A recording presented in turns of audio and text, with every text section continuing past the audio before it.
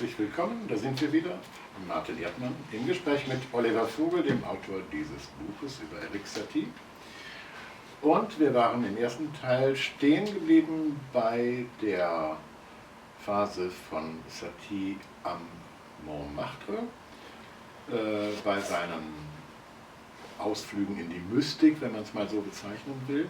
Und jetzt kommt allmählich eine Wende in Saties Leben und auch in Saties Musik, die man häufig festgestellt hat.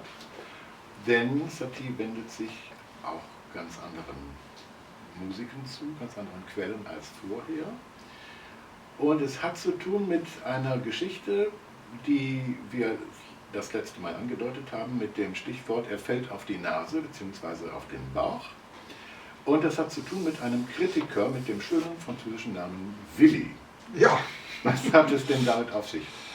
Der wahre Name von Willy ist Henri Gauthier Villard und aus Villard wurde dann Willy und er hat viele Pseudonyme gehabt, also die Platzanweiserin im Sommerzirkus und auch viele, die für Willy geschrieben haben. Willy war jemand, der sehr einflussreich war und der auch für eine große Tageszeitung geschrieben hat, die ausgesprochen auflagenstark war.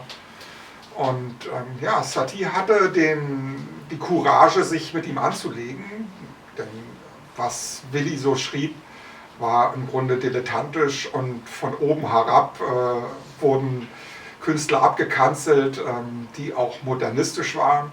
Und das hat natürlich Debussy und Satie überhaupt nicht gefallen. Sie waren gegen Willy. Und Satie hat sich mit ihm angelegt. Und ja. Aber es ging nicht um tatsächlich Musik von Satie, die Willy da kritisiert hat, oder war das nicht der Anlass? Nein, es ging eigentlich um Wagnerismus und wie sich Willy unterstellen kann, etwas über Wagner zu sagen und auch über Debussy. So fing es an. Und Satie immer mit seinem Kirchenfürsten Latein sehr würdig sprechend und eben diese Rolle ausspielend. War eben sehr humoristisch und originell und hoffte darauf, dass er Willy auf diese Weise eins auswischen kann. Mehr wollte er wahrscheinlich nicht erreichen. Es ging nur darum, sich bemerkbar zu machen. Und da hat er dann einen Text geschrieben oder einen Brief? Oder er hat einen Brief geschrieben. Er hat einen Brief geschrieben, der wurde in einer Zeitschrift veröffentlicht und Willy hat dann darauf reagiert, aber natürlich in seinem Stil.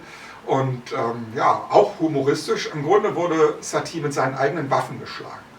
Er hat ja öfter schon Leute angegriffen mit Flugblättern und mit seinem eigenen kleinen Kirchenblatt, das er Le Cartulaire nannte, also den Cartular. Da hat er die Leute aufs Korn genommen und ihnen gesagt, seine Meinung, wie sie die Dinge der Kunst eigentlich erniedrigen durch ihre Arbeit und nicht seriös sein und dass sie exkommuniziert werden. Das wurde ihnen dann mitgeteilt von Satie und die meisten haben das einfach geschluckt und gesagt, ja, ist ja ganz nett, ist ja ganz lustig und die haben vielleicht auch manchmal diesen Witz verstanden oder es einfach nicht für wichtig genug gehalten, um sich zu wehren.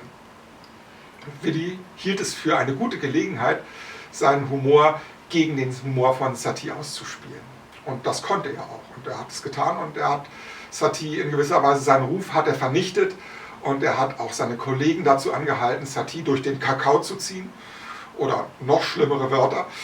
Und berühmte Leute waren an seiner Seite. Also Octave Mirbeau, wir Deutschen kennen ihn wahrscheinlich nicht, aber die Franzosen kennen ihn als Romanautor, war sich nicht zu schade, in die Kampagne mit einzustimmen. Die waren an der Seite von Willy? Die waren auf Willys Seite, ja. Satie war sehr isoliert. Er hatte kein 50.000 Auflageblatt, wo er seine Sachen regelmäßig einbringen konnte. Und das ging jahrelang so weiter. Das ging jahrelang? Ja, das ging jahrelang. Und das hat dann Satie zermürbt, oder was ist mit Satie passiert? Er hat nichts mehr veröffentlicht. Er war im Grunde auch nicht mehr sehr produktiv. Er hat keine Aktion mehr gebracht. Gleichzeitig war dann auch die Dreyfus-Affäre. Also es war eine sehr schwierige Zeit und Satie war nicht mehr sehr schöpferisch, kann man sagen. Oder jedenfalls hat er es nicht sehen lassen.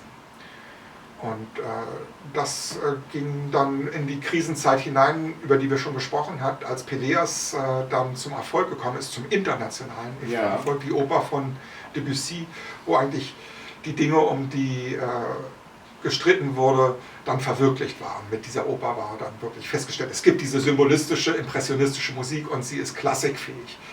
Und dann musste was Neues kommen. Ja. Und ich lese hier in dieser Zeitleiste, dass die Uraufführung von Peleas et Mélisande 1902 war. Ja. Und zu dem Zeitpunkt wohnte Satie schon außerhalb von Paris in Arcueil. Ja, also er ist vom Montmartre heruntergestiegen. In Paris war er nicht, er war auf dem Montmartre, das ist eine andere Welt. Also er ist vom Montmartre heruntergestiegen und hat sich in eine Pariser Vorstadt begeben, eine Arbeitervorstadt im Süden von Paris, also wirklich sehr weit entfernt von Montmartre, und hat sich dort integriert in das soziale Leben, hat sehr viel ehrenamtliche Dinge gemacht und war dann tatsächlich so ein Vorstädter, kann man sagen, der Expeditionen nach Paris gemacht hat. Ja, gibt es denn irgendwelche Briefe oder andere Dokumente, aus denen man schließen kann, warum Satie sich ausgerechnet an diesen Ort ausgewählt hat? Ist das jetzt wieder so ein Anknüpfen an diesen Zug des Ich bin arm, der sich anders wie äußert? Oder warum hat er sich nicht irgendein anderes Pariser Arrondissement ausgesucht? Oder warum ist das überhaupt wichtig, dass er eben wirklich nicht in Paris wohnte, wie vorher in Montmartre? Wollte er da nicht mit Paris zu tun haben? Viele Faktoren kommen zusammen und du hast schon vieles genannt. Also, okay. Also erstmal, seine Mittel sind natürlich immer begrenzt gewesen. Montmartre wurde langsam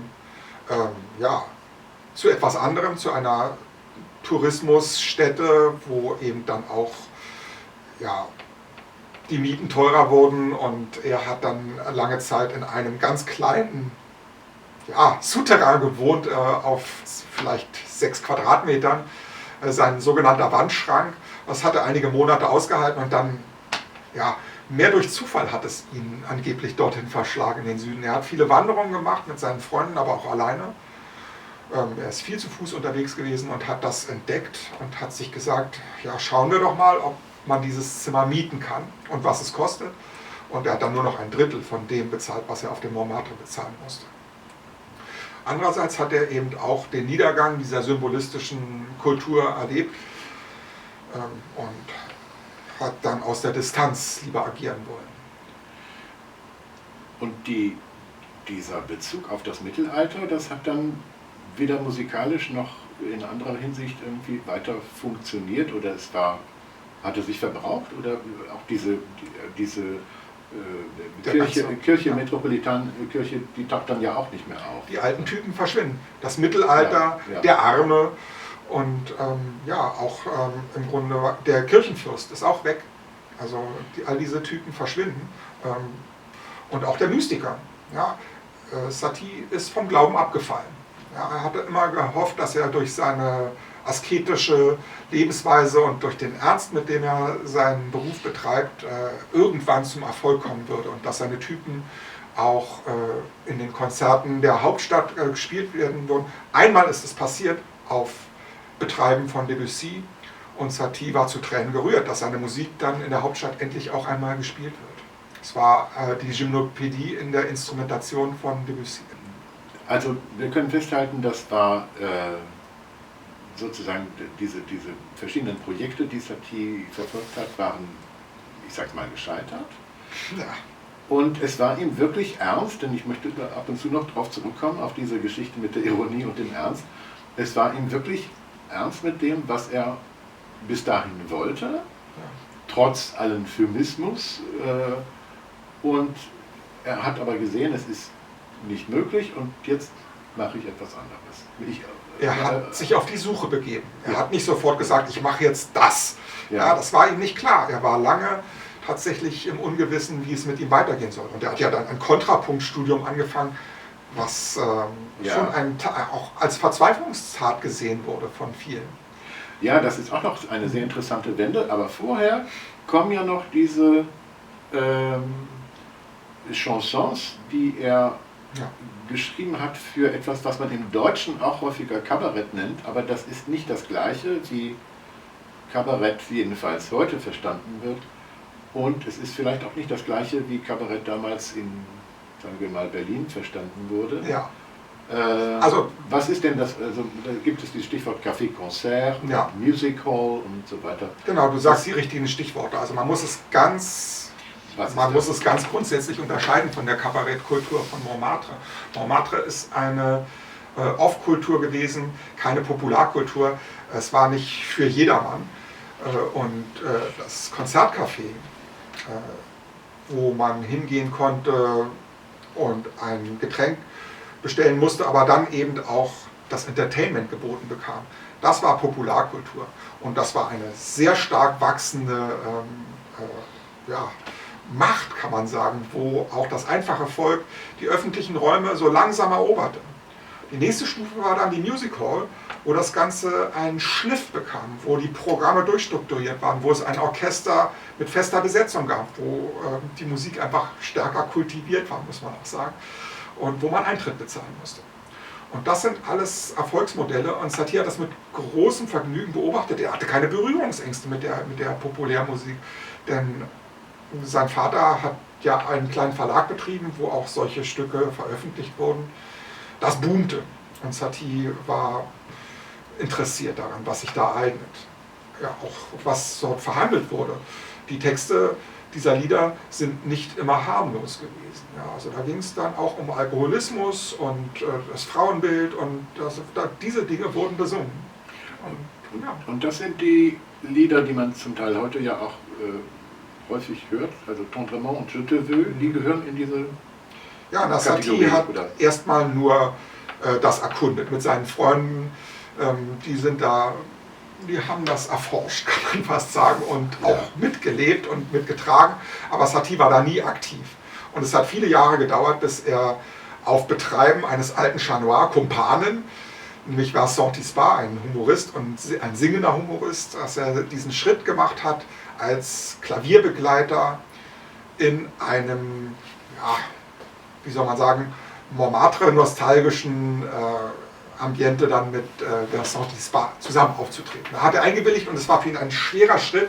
Man sagt, er hat es oft nur stark alkoholisiert ertragen, sich dann dort so in dieser Weise zu exponieren. Es war für ihn schwer. Ja, er hat dann auch sein Velvet Gentleman-Kostüm nicht angezogen, sondern die Anzüge von seinem Bruder, um nicht seinen Typ zu verwässern. Ja. Und dann, danach, öffneten sich die Türen und dann hatte er den ersten Schritt gemacht. Dann hat er Lieder geschrieben für Vincent Tispar und hat eben auch Lieder für die Music Hall, was ein riesen Karriereschritt war für jemanden, der ja aus dem Nichts kam in der Branche und hat Geld verdient. Bevor diese Music Hall Geschichte kam mit Satie, bevor er sich als Pianist auch darauf einließ, gab es dann noch ein paar Jahre, in denen er versucht hat, weiter Musik für das Theater zu schreiben, und ich finde das ja sehr interessant, dass Satie doch, wenn man sich das mal guckt, dieses ganze Werkverzeichnis, sehr viel gemacht hat. Es gibt dieses Üsbüt, auf das wir gekommen sind, ein Ballett. Im Chanois wurde Schattentheater gemacht.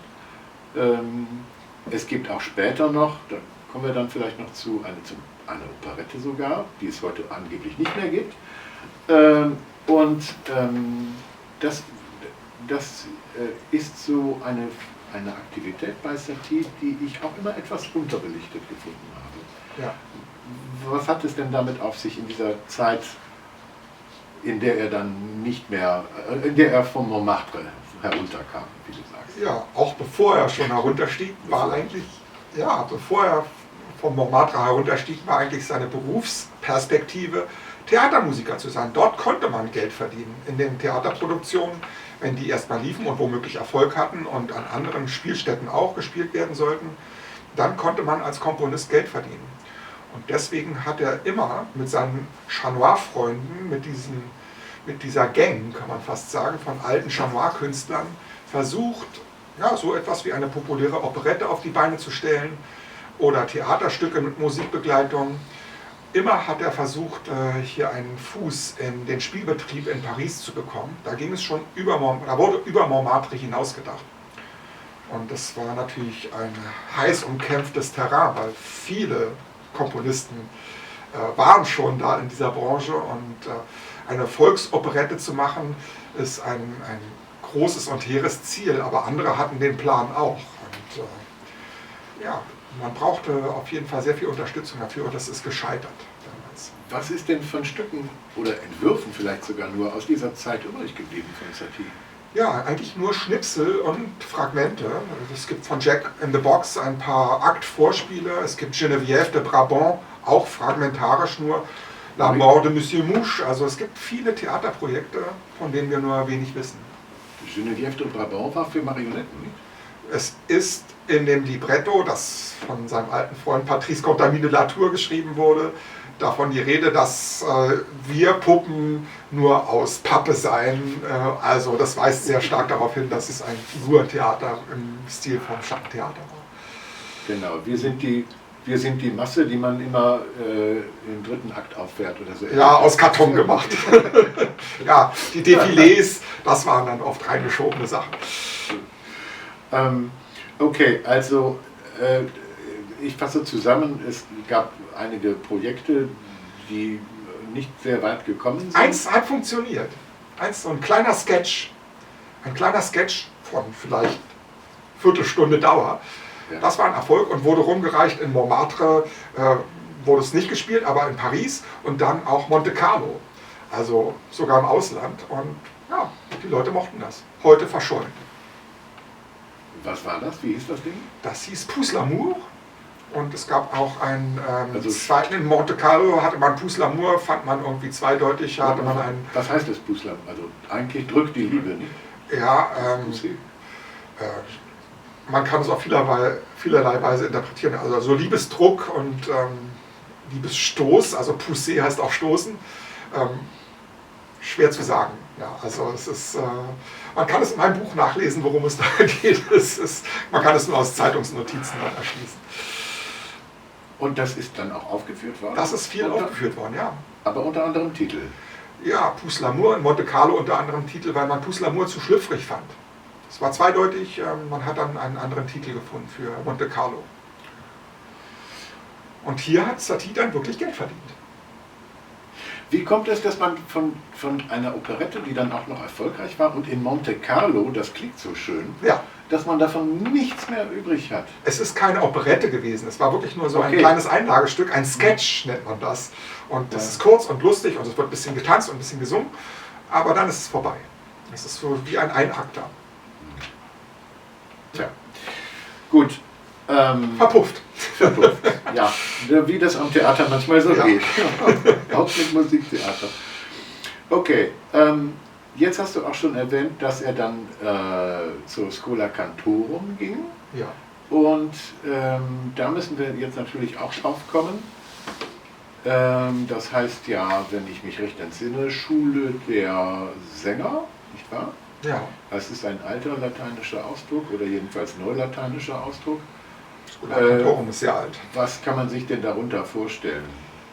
Ja, es ist ein katholisch geprägtes Etablissement, sehr im Unterschied zum Konservatorium. Das Nationalkonservatorium hat eine revolutionäre und aufklärerische Vergangenheit und man war auf die Kultur stolz, dass man eben auch das, was man dort lehrt, nachlesen kann, überprüfen kann und dass es immer ein Konsortium gibt, das die Richtigkeit überprüft. Die Schola Cantorum war old school. Ja, da hatte man einen Meister, es gab keine Lehrwerke, sondern man hatte einen Meister und auf den war man angewiesen. Der hat einen Kontrapunkt beigebracht und wenn man eine Frage hatte, hat man das mündlich ausgehandelt. Alles war mündlich. Ja. Und, ja, die Ziele lagen darin, der katholischen Kirchenmusik beizustehen und das Repertoire zu erweitern für die Organisten, auch für das Chorrepertoire, für die Liturgie. Hatte die Schola Cantorum dann etwas zu tun mit dieser Mittelalter- Schiene, mit der Satie auch zu tun hatte? Renaissance, ja. Der Kontrapunkt, den man dort unterrichtet hat, war Renaissance-Kontrapunkt. Also schon der entwickelte Kontrapunkt, nichts Mittelalterliches. Also Dort war man auf Modelle wie Palestrina vor allen Dingen fixiert. Dinge, die vor diesem tonalen Kontrapunkt von Johann Sebastian Bach stattgefunden haben. Und ja, frei von diesem tonalen Zug waren, wo man wirklich die Harmonien aus dem Liniengeflecht entwickelt hat und die Harmonie von dieser Seite her ja, zu sich kommen lassen wollte. Gut, und aus dieser Zeit gibt es eben auch dann wieder Stücke, die nochmal einen ganz anderen ganz andere stilistische Züge aufweisen. Also, wie lange war er an der Schola Cantorum als Schüler? Wirklich mit lange. 40 Jahren? Ja, Immerhin. 1903 bis 11, also 7,5 Jahre. Lange. Eigentlich, ja, er war sehr lange dort. Er hat es genossen und er war auch froh, dass er dort wahrgenommen wurde als das, was er ist. Also Vincent d'Indy war für ihn eine sehr wichtige Verbindung, obwohl man es gar nicht denken würde. Vincent d'Indy war so reaktionär, wie man sich das nur vorstellen kann. Aber er hat Satie eben gesehen und Satie fühlte sich gesehen von ihm und hat mit ihm sehr gerne zusammengearbeitet als Schüler. Und auch das Kontrapunktdiplom, das er gemacht hat, war für ihn eine wichtige Bestätigung, weil er immer gehört hatte, das, was er vorgebringt, das sei nicht korrekt, das sei unvollständig. Und jetzt konnte er zeigen, ich habe ein Diplom, ich bin sozusagen akademisch approbiert, ich darf das machen, was ich hier mache. Aber man muss sich das schon so vorstellen, dass diese Zeit eine Zeit des Neuanfangs war, weil auch das, was Satie vorher geschrieben hatte, an der Schola Cantorum Das waren keine kalte Rolle Stücke. spielte. Ja, das waren plötzlich kalte Stücke. Was hat es damit auf sich? Pièce froide. Pièce froide hat er die Stücke genannt, die er vor der Schola Cantorum Zeit angefertigt hat, die auch schon kleine Elemente von Popularmusik in sich aufnehmen, die er aber nicht veröffentlicht hat. Es sind wirklich sehr tolle, also großartige Stücke mit Hand und Fuß, aber er hat sie in der Schublade verschwinden lassen, weil er dachte, es ist nicht reif, es ist nicht so neu, wie es sein müsste, um diesen Neuanfang zu setzen, der nach Peleas kommen musste. Deswegen hat er sie verschwinden lassen und erkalten lassen. Also Pièce froide heißt kalte Stücke. Diese Titel von Satie sind ja auch häufig als ironisch dargestellt worden oder einfach nur abstrus oder witzig, aber die haben manchmal schon etwas merkwürdige Bedeutungen, auf die man nicht sofort kommt, nicht? Oder sind auch doppeldeutig? Oder? Sie können doppeldeutig sein, die Titel sind oft doppeldeutig und das Naturell von Satie ist auch gar nicht humoristisch. Also er hat angefangen als sehr ernster Charakter, also er wurde als Monsieur Sérieux sogar bezeichnet von einer Freundin aus seiner Heimatstadt. Also er fiel eher durch seinen Ernst auf und auch als er dann den Erfolg plötzlich hatte, hat er gerne von dem Humorismus Abstand genommen und hat gesagt, es ist sehr ernst, was ich hier betreibe. Und es gibt diese ernsten Stücke, gibt es ja auch. Du hast die Kapitel deines Buches, es gibt 3 große Kapitel, benannt nach den Orten, an denen Satie lebte. Und der Mittelteil heißt nach dem Städtchen, sagt man glaube ich, Arcueil, Hundejahre in Arcueil. Ja. Das kann man zunächst mal auch wörtlich nehmen natürlich, also Hundejahre, das kann man zunächst einmal in dem Sinne nehmen, in dem man das normalerweise benutzt, nämlich schlechte Jahre. Ja. Man fühlt sich schlecht wie ein Hund. Gleichzeitig erinnert es mich aber auch daran, dass Satie Präludien für einen Hund, glaube ich, geschrieben hat, Ja. oder wie war das? Oder es gibt ein Prélude Ganin, wenn ich Ja, mich nicht entsinne. gibt es auch, ja. Wie ist das denn gemeint hier? Ja, Hundejahre habe ich jetzt gewählt, weil das unbedeutende Jahre sind, wo er halt nicht in Erscheinung getreten ist, in keiner Weise in Erscheinung getreten ist. In diesen Hundejahren war er weg vom Fenster, nicht mal auf dem Montmartre mehr oder nicht mal in einer Off-Kultur ist er in Erscheinung getreten. Aber der Hund hat für Satie eine große Bedeutung als Instinkttier, als Tier, das seiner Nase folgt und das Richtige trifft. Er hat viel von der Musikalität der Tiere dann auch von sich gegeben und es gibt die Stücke im Pferdegewand, On habite de cheval, wo er sich als Zugtier quasi stilisiert. Diese Tiere haben eine Bedeutung gespielt für Satie. Er mochte auch Hunde. Ja, also er hat jetzt nie einen Hund bei sich, doch er hat auch Hunde bei sich aufgenommen, gelegentlich, aber natürlich nicht auf Dauer. Das konnte er sich nicht leisten. Aber er mochte diese Tiere und hat sich mit ihnen identifiziert, weil er eben gerne erstmal, nachdem er die Vorarbeiten geleistet hat, seiner Nase gefolgt ist, welchen Weg nehme ich jetzt? Welche Wahl treffe ich jetzt, nachdem ich die Grundlagen gelegt habe? Jetzt müssen wir noch auf eine Sache zu sprechen kommen, die im Leben von Satie eine große Rolle gespielt hat in dieser Zeit in Arcueil, in diesen Hundejahren, Ja. Nämlich, wie man das sagen könnte, sein soziales Engagement. Ja. Ich wusste da bisher nur so etwas wie, dass er Mitglied der Kommunistischen Partei war. Also das kam erst wesentlich später, als er schon voll integriert war. Also anfangs hat er sich noch nicht in diese politische Ebene bewegt und nicht politisch betätigt und nicht an Diskussionen teilgenommen. Aber er hat dann so etwas gemacht wie Kinderbetreuung und also er war doch sozial ziemlich unterwegs, ja. in Vereinen und ja, es gab dort verschiedene Vereine, die einfach die Trennung von Kirche und Staat verwirklichen wollten. Also vieles oblag halt der Kirche, gerade in erzieherischen Fragen. Und es gab eine starke laizistische Kultur, die Kirche eben von diesen Ämtern und Aufgaben zu lösen und das selbst zu machen. Und da gab es eben viel ehrenamtliche Arbeit, die Kinder von der Straße wegzubekommen, Ausflüge mit ihnen zu machen. Und Satie hat sich da engagiert. Denn gerade die Kinderbetreuung, das war nicht sehr beliebt bei den Leuten. Das wollte eigentlich keiner machen.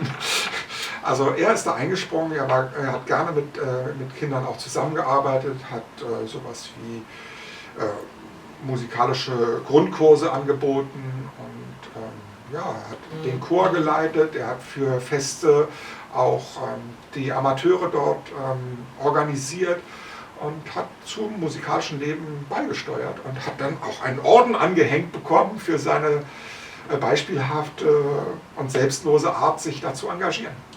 Aber er hat nicht dafür komponiert, er hat nicht Musik geschrieben. Er hat, wenn er mit denen etwas gemacht hat, das Repertoire aus dem Konzertcafé gepflegt, Dinge, die er gerne selbst gehört hat, das hat er mit denen gemacht. Denn die Kinderstücke, die er speziell für Kinder geschrieben hat, die kommen ja auch später erst. Ja, die sind erst etwas später. Wovon hat Satie denn eigentlich gelebt in der Zeit dann? Ja, prekär. Er hat oft sich bei seinem Bruder Geld geliehen, muss man sagen. Er hat ein bisschen Unterricht gegeben. Es war immer nur das absolute Existenzminimum. Und er ist auch oft in Not geraten und musste sich Geld leihen. Ja. Also mit den Music Hall-Titeln hat er dann so ein gewisses kleines Grundeinkommen bekommen. Insbesondere als dann diese Musik auf den Ozeandampfern gespielt wurde. Also als er schon einen gewissen Ruhm hatte, hat man die Satie-Musik genommen und hat sie überall in der Welt plötzlich gespielt. Da kam Tantiemen rein für diese Music Hall-Titel. Und das ist alles parallel zu der Zeit, wo er studierte? Nein, das ist schon etwas später. Also da hatte er schon etwas Berühmtheit. Nein, nicht das mit den Ozeandampfern, sondern dieses soziale Engagement. Das war schon sehr früh. Also nachdem er ein Jahr in Arcueil gelebt hatte, kann man das nachweisen. Da fängt diese Integration an. Und 100%. Wenn ich mich recht entsinne, gibt es doch auch eine Menge Texte. Es gibt ja einen wunderbaren Band Schriften von Satie, die eine riesige Bandbreite abdecken an Themen und auch stilistisch. Meistens sind sie ziemlich kurz. Und ich erinnere mich daran, dass es auch sehr viele Anzeigen gibt. Bei einigen sieht man, das ist wirklich ausgedacht, wenn er bestimmte Burgen preist, die er sich ausgedacht hat, die man angeblich kaufen kann. Aber es gibt auch, wenn ich mich recht entsinne, wirklich Vereinsmeldungen, die basieren darauf, dass das wirklich stattgefunden hat. Nicht? Ja, das sind Beweise, dass es stattgefunden hat. Das sind nicht unbedingt Schriften von Satie, es sind manchmal Werbeanzeigen für Leute, die dort ihren kleinen Laden hatten in Arcueil. Und dafür hat er dann eine humoristisch gefärbte Annonce aufgegeben in der Humanité oder in dem Arcueil-Blatt, was es auch gab. Also er war dann schon in Arcueil ein beliebter Mensch, kann man sagen, aber nicht unbedingt, er hatte dann nicht unbedingt mit Profis zu tun, was Musik betrifft, sondern eher mit Laien. Ja, das war absolute Laienkultur. Ja. Also er hat die Künstler nach Arcueil manchmal gebracht. Für Feste hat er seine Freunde gefragt, könnt ihr nicht mal eine kleine Theaterrevue aufführen? Ich unterstütze euch auch, und ja, dann haben die sich darauf eingelassen. Und ja, das hat ihn natürlich auch im Ansehen seiner Mitmenschen gehoben. Und bis an sein Lebensende hat er sehr herzliche Beziehungen gepflegt, obwohl er wirklich schon sehr berühmt war.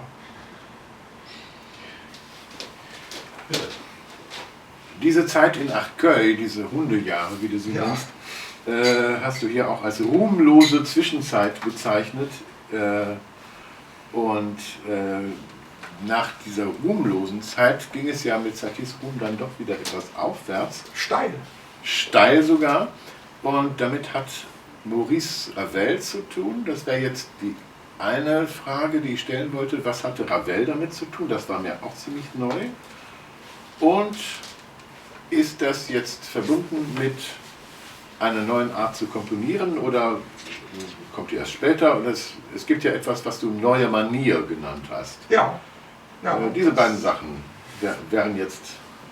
Ja, Satie hat ja schon lange gesucht nach einer neuen Manier, nach der Art, wie er nach Pélléas und Mélisande neu starten kann. Das hat jetzt viele Jahre gedauert und ja, es musste jetzt auch langsam kommen und er arbeitete auch schon darauf hin. Also es gibt so zum Ende seines Studiums eine Rückkehr zu Fugen- und Kontrapunktstudien. Ja, also da hat er nochmal richtig investiert. Er hatte also Pläne, das zu einem Abschluss zu bringen auch.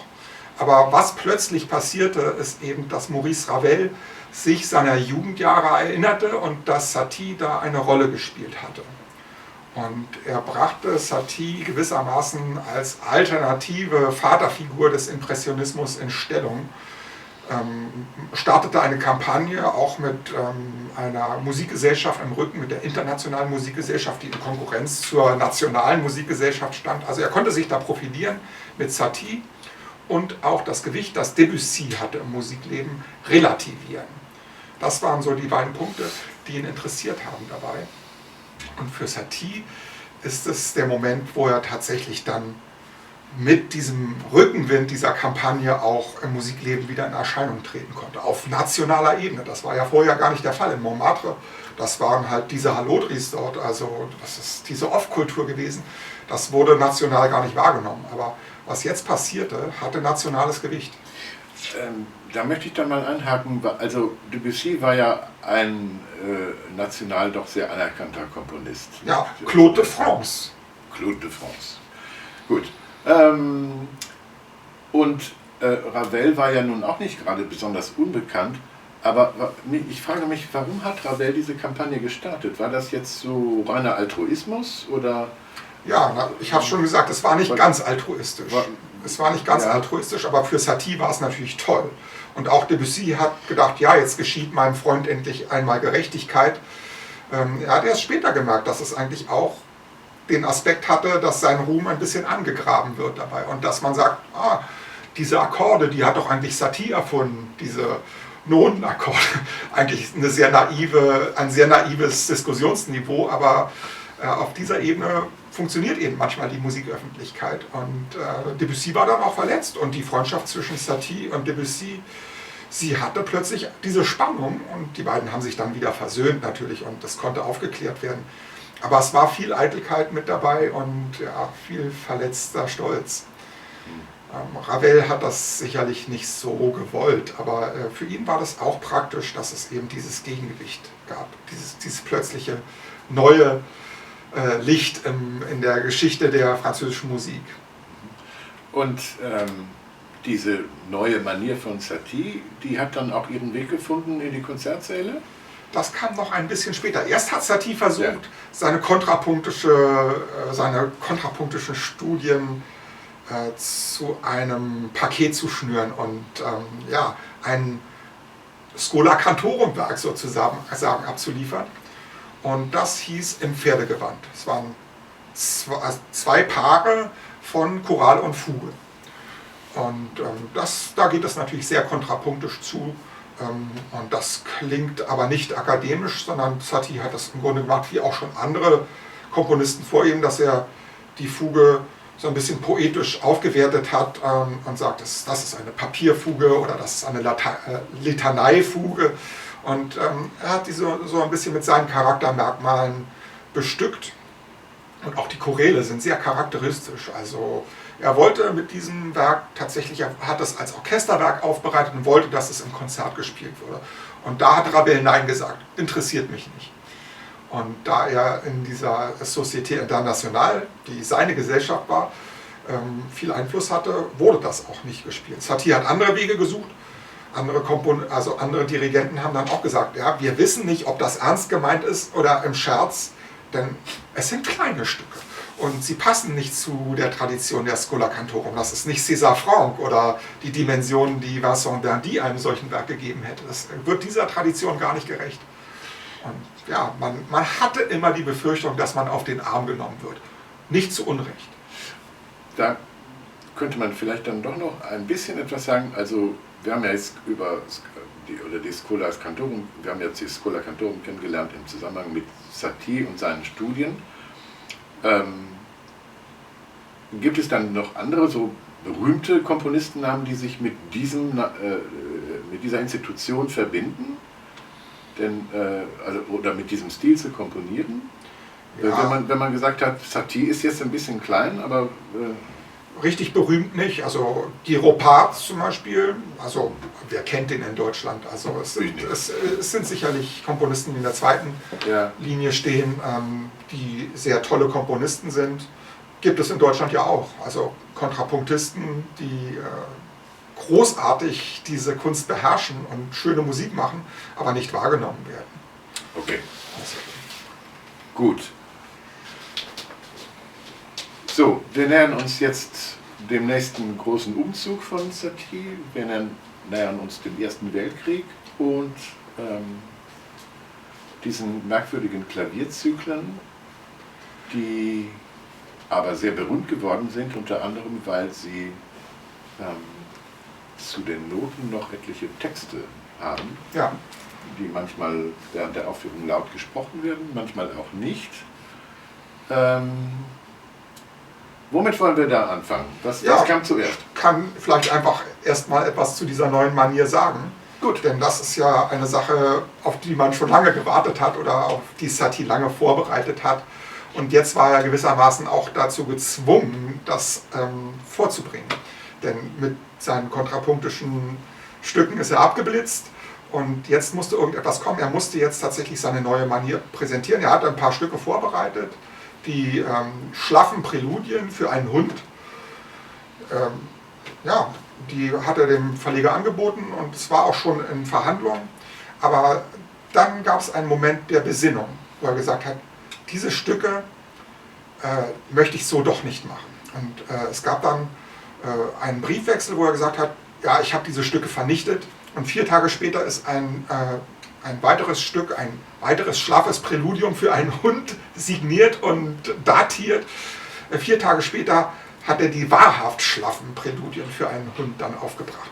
Und darüber würde ich dann in einem extra kleinen Snippet mal berichten über diese ganz neue Manier. Da wird das Tor aufgestoßen zu diesen Humorzyklen mit diesem ersten Präludium.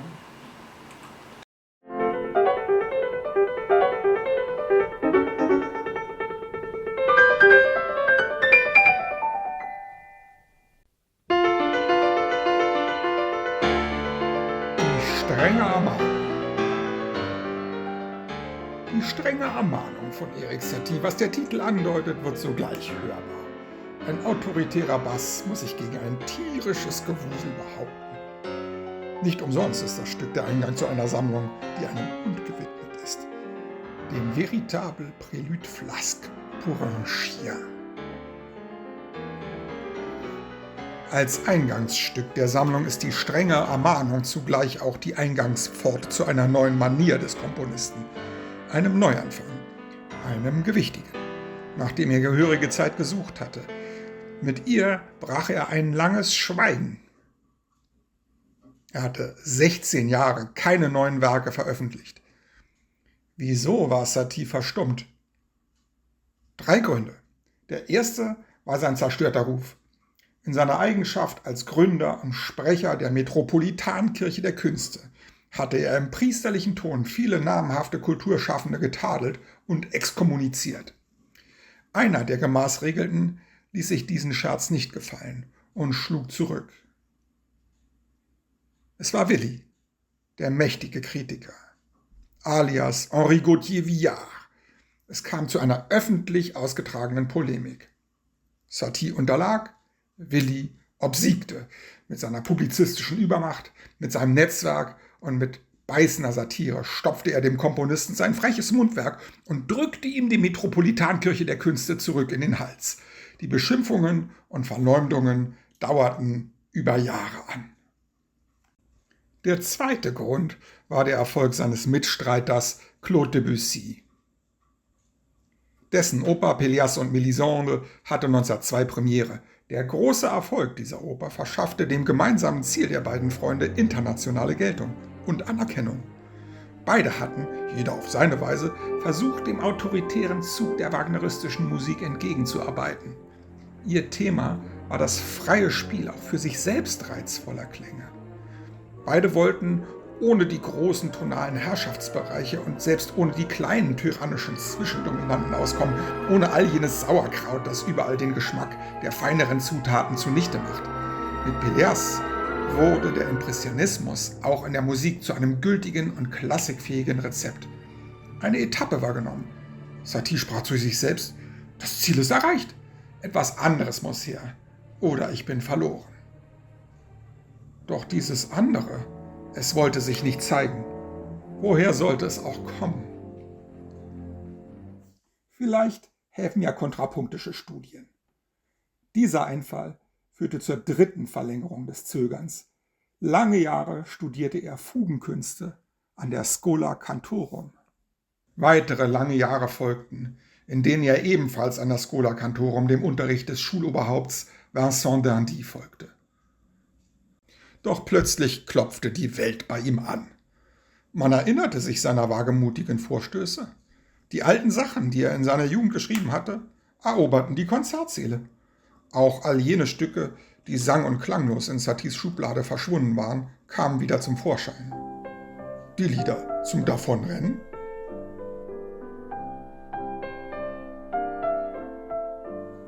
die Verquertänze,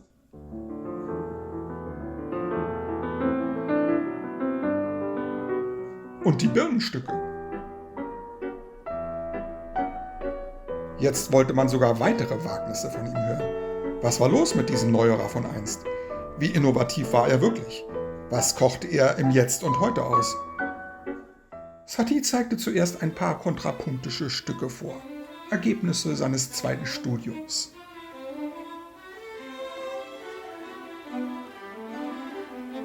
Doch kein Mensch wollte so etwas hören. Die Sachen wurden äußerst misstrauisch beäugt und nicht gespielt. Satie musste auf andere Weise von der einzigartigen Chance profitieren, die das Schicksal für ihn bereithielt. Er fasste den Mut, sein Lieblingsthema, den Amateurgeist, das instinktive Vorgehen als Thema für seine neue Musik zu erwählen. Alles, was ein Künstler an Kenntnissen mitbringt und alles, was er im Vorhinein vielleicht für sich beschlossen hat, ist irrelevant, philosophierte er in einem Aufsatz über die Musikalität bei den Tieren. Keine Logik und kein gelehrtes Wissen solle dem Instinkt und der Intelligenz in die Quere kommen. Um seine Absichten zu verdeutlichen, wählte er den Hund zum Symboltier und zum Widmungsträger seines Vorstoßes. Die strenge Ermahnung gilt offenbar einem Hund. Die Bassstimme mit den auf komische Weise überdeutlichen Oktaven trägt in Saties Skizze den Untertitel La Voix du Maître. Herrchens strenge Stimme. Hoheitsvoll und ganz nach der Art eines Cantus firmus, der eine Gegenstimme fordert, kommt sie daher. Der Hund aber, statt sich zu einer solchen Gegenstimme zu bequemen und mit einem korrekten Kontrapunkt zu parieren, bleibt seinem tierischen Gewusel treu. Er streunt. Donnez, geben Sie, fordert er in klarem Französisch, während der Herr sich mit lateinischen Titeln schmückt. Epotus, er ist betrunken und doch kann er überzeugen. Convaincre, durch sein Vermögen etwas zu fressen bereitzustellen. Oder auch etwas zu trinken. Imbibé. Herrchen selbst frisst, wann er mag. Er ist ziemlich rundlich. Corpulentus.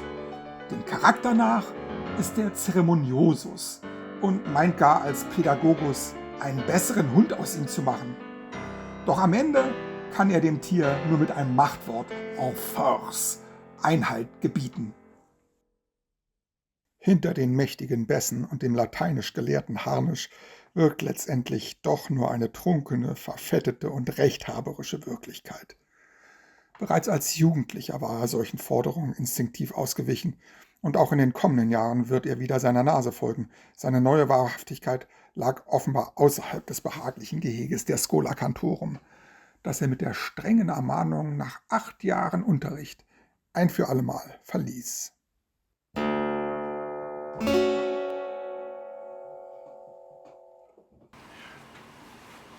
Diese schlaffen Präludien für einen Hund Und die wahrhaft schlaffen. und die wahrhaft schlaffen Präludien für einen Hund stehen ja am Anfang dieser Werke mit Text. Darüber sind auch schon sehr viele gescheite Gedanken geäußert worden. Möchtest du dem noch ein paar hinzufügen? Im Konzert sind diese Zusatztexte ja gar nicht präsentiert worden. Das Publikum kannte immer nur den Titel, der natürlich auch schon so ein bisschen humoristischen Inhalt hatte oder andeutete, dass es nicht sehr seriös zugehen würde. Und in der Musik gibt es auch natürlich Parodien und starke Zeichen dafür, dass es keine seriöse Musik im alten Stil ist, sondern eben ohne Kadenzen, mit aufgelöster Tonalität, dass Dinge passieren, die man vielleicht nicht unbedingt erwartet. Und präsentiert wurden die Stücke mit großem Ernst im Stil des Konzertrituals. Der Pianist, der auch die Stücke von Ravel uraufgeführt hat, ein Spanier, hat diesen Ernst auch wunderbar transportieren können. Also ist mit diesen komischen Stücken an sein Klavier getreten, hat diese Verbeugung gemacht und Ricardo Viñes ist sein Name. Und hat das also mit Bierernst präsentiert, diese komischen Stücke. Und das war schon, das hat zu dieser Spannung auch beigetragen.